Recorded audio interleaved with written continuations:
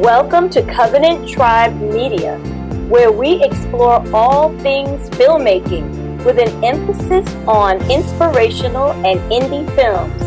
I'm your host, Asia Goldson, ghostwriter, screenwriter, and filmmaker. Now let's talk films. All right, welcome to Covenant Tribe Media. And today we have a very special guest named Douglas Robertson. Good afternoon, Douglas. How you doing, sis? Good. I'm glad to have you on my show. I appreciate you for having me. Excellent. So we're going to just jump right in. I'm here in the ATL. Could you please tell us a little about where you are right now and where you're from originally? I'm in southern Indiana, a city called Evansville, but I'm originally from Longview, Texas. It's the eastern part of Texas. It's about 2 hours east of Dallas. Okay. I've never had the opportunity to visit Texas, but I definitely plan to. It's a wonderful state. Okay. But you're in Indiana, though. Yeah, I'm in Indiana now because of where I work. Job that I work for the subcontractor for the Navy. They moved me and my family here for work. Got you. Oh, yeah. The Navy. Excellent. All right. Wonderful. So can you tell us a little bit about your background and when you first realized that you were going to write your story? Well, my background, sis, I really don't have as far as writing is concerned, I don't have a lot of background in writing. That's okay. Your background, period. Other than high school.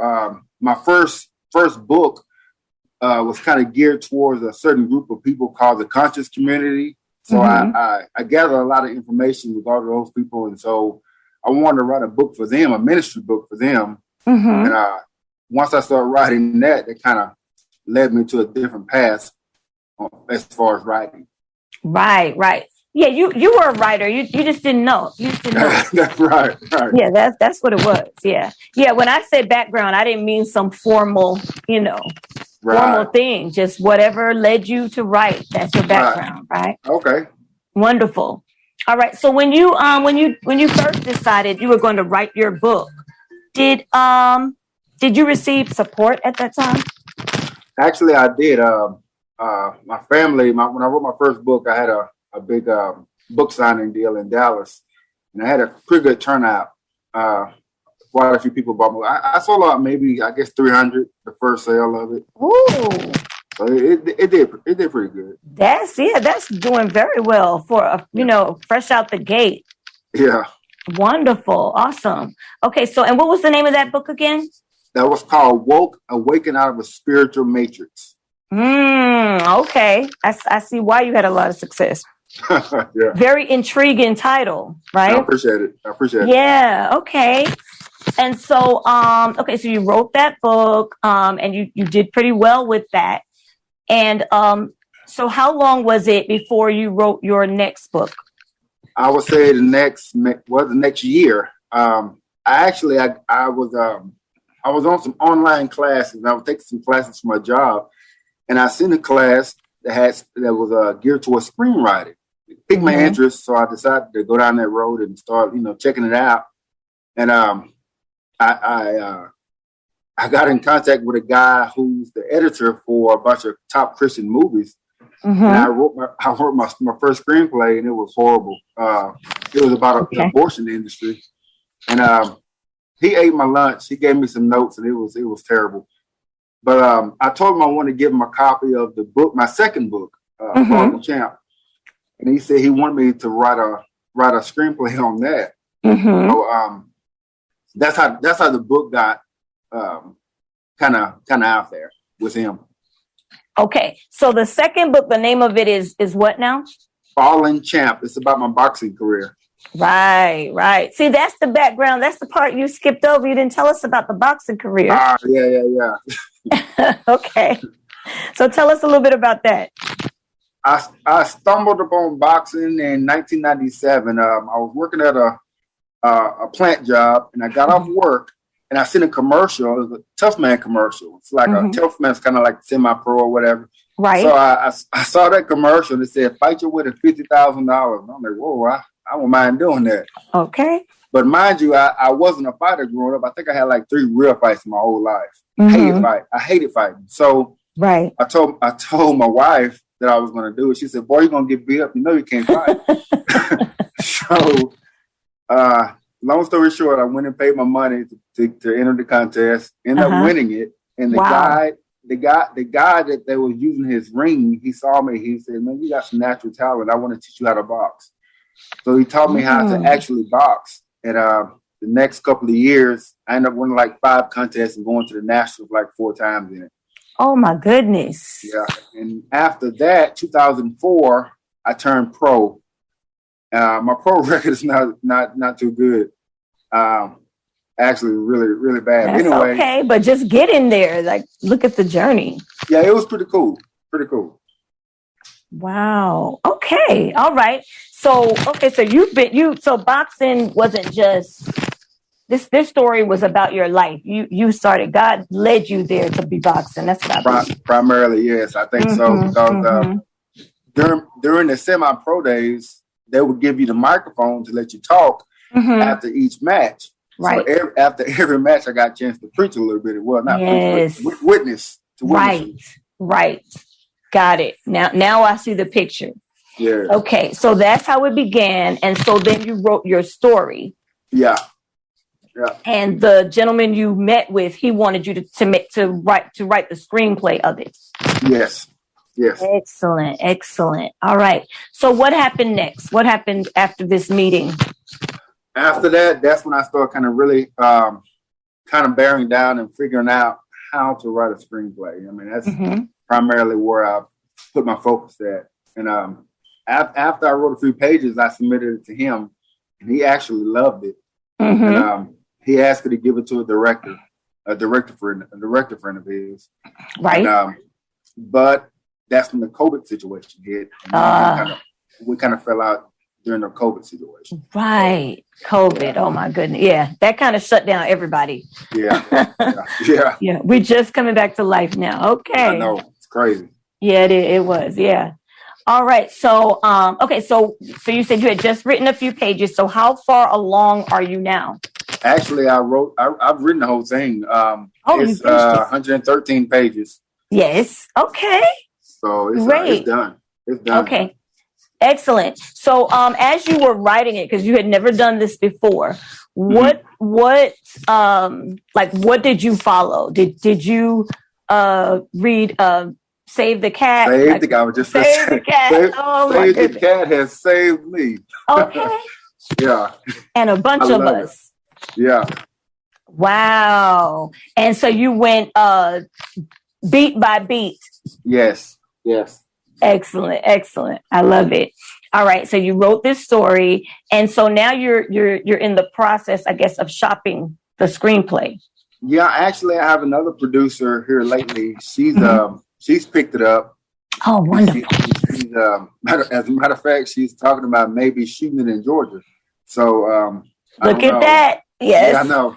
It's crazy, ain't it? Yes. Yeah. We just had one of Marvel had just shot a part of one of their next major motion pictures here in my subdivision a few months ago. Yes, it was very exciting. Man, that is pretty cool. Literally on my street. Wow. Like big trucks parked by my mailbox, everything. So did you check it out? Check everything out? I was trying. First of all, I had to go to work. Oh, okay. Yeah, but still, it was like, because it's it was Marvel, so because I wanted to be an extra maybe, but everybody was they were union workers because they had to be in full costume. Right. It was that kind of, I forget the name of it, but it's coming out 2023. That's pretty cool. Yeah, it was very cool. Yes, I couldn't get close enough. It was too crowded. Cars, trucks, everything. Yeah, but very exciting. Yeah. Okay, so you have somebody looking at it now. Yeah. You may be coming to Georgia. Yeah, possibly. Wonderful. Great place to film, I hear.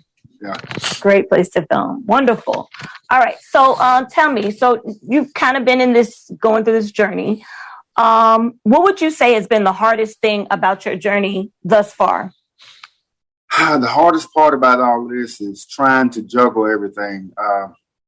Be a husband, be a father, and work and do this at the same time. I'm 47 years old. It's kind of late in the game to do it, So don't think that way. Don't think that way. Yeah. I'm older than you are. Don't think that way.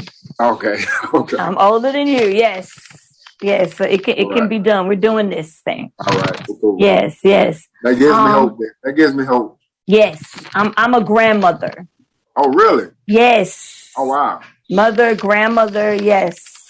I teach English, teach writing, and I screenwrite, produce. So yeah, it's never too late. Man, that's pretty good. Yes, it's never too late now. All right. Yeah. Yes. All right. So so you wanted to start sooner, but everything is in God's timing, right? Right. That's exactly right. So see, I think you're right where you need to be right now. This was meant for you. I think you are correct. Mm-hmm. So tell me, why is it that you want this particular book to become a film? The actual book, I believe, is going to, I think it'll help primarily men. It's geared towards men. I struggle with some pornography issues early in my life, and that's kind of laced in the movie a little bit. It's a Christian movie, so you have to kind of tip around it, right? But it kind of gears towards that, and it kind of and it shows how God delivered me. So yes, I believe it's a delivery vehicle for men, for healing. Yes, exactly. Yeah, because that's a common issue, but it's hidden. Right, exactly. Particularly in the church, right? Right. Like you said, we can't talk about that. Exactly. But that doesn't stop it from destroying our families and our lives. Exactly. That's right. Excellent. Okay, so I hope they're gonna pick up this film. No doubt, no doubt, and it's gonna be shot in Georgia. Yeah. We give a lot of great discounts. We give a lot of great tax incentives for film. I heard that Atlanta was the new Hollywood. Yes, it really is. Yes. Oh wow. Huh. Yeah, because they shooting there's so much that's shot here. You couldn't even imagine. Wow. I couldn't even name all the things that are shot here. Sometimes you're just driving somewhere and you'll see just a whole area shut down because there's somebody's filming something. Right. Yeah, so there's a lot going on. Yeah, it's a lot going on. Wonderful. So would you say that faith has played a significant role in your journey? And if so, how? Yeah, I would say yes. I had a guy who went to a church. One of my wife's friend invited us to a church in Louisville. Okay. And this guy called me out. I don't know if you're familiar with prophesying and anything like that. But anyway, he prophesied to me. He was telling me how God was going to what did he say? He said God was going to take me from hard work to easy work. And he said that you're writing a code or something. He said you're going to have investors that's going to invest in you. Okay. And it was hazy at the time until I started going down this path. Right. So now it kind of makes sense. It's kind of coming together now. Oh, yes. Awesome.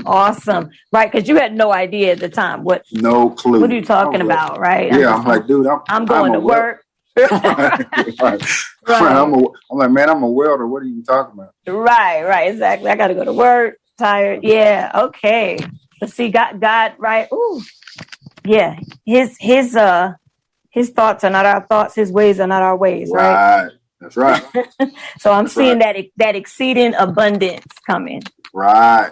Okay. All right. So we're gonna have this film that's in the works. What are your aspirations for the future? I actually wouldn't mind doing this for a living. I actually love writing.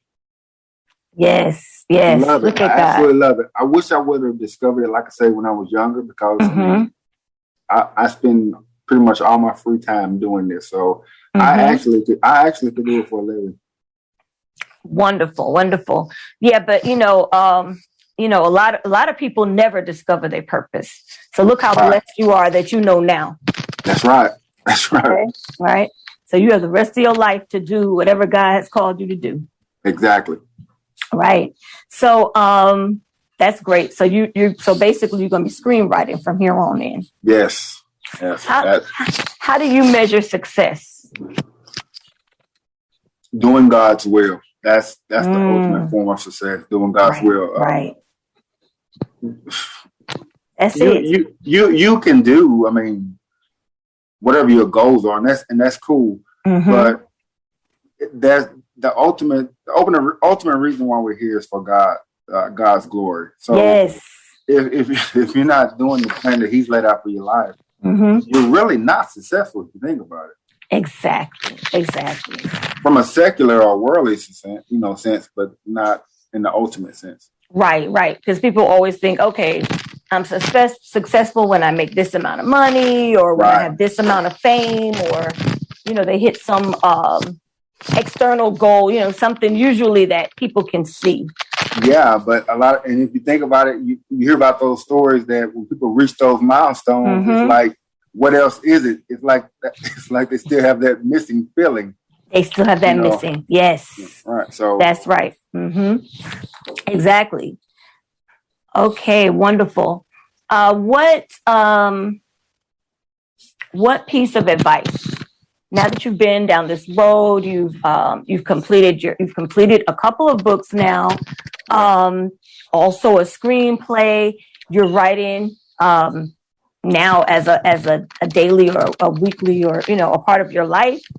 Right. What piece of advice would you give to anyone who is aspiring to write, either to write a book or a screenplay or to be a screenwriter?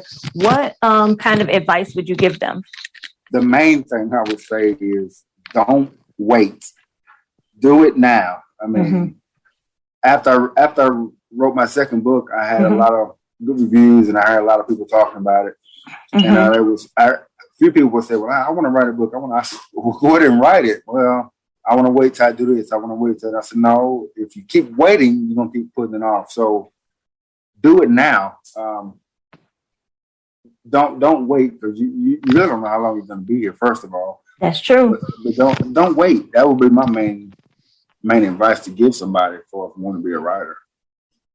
Excellent advice. Wonderful. Appreciate it. Well, thank you so much, Douglas. I've enjoyed having you here today. I wish you all the best. Definitely stay in touch with us. Let us know when when we can start celebrating that film, when it's coming out. Yes, ma'am. So we can support you and promote your work for the glory of God. Okay, I really appreciate it. Thanks for having me on. Thank you. All right. Have a good one. You too. All right. Bye-bye. Bye-bye.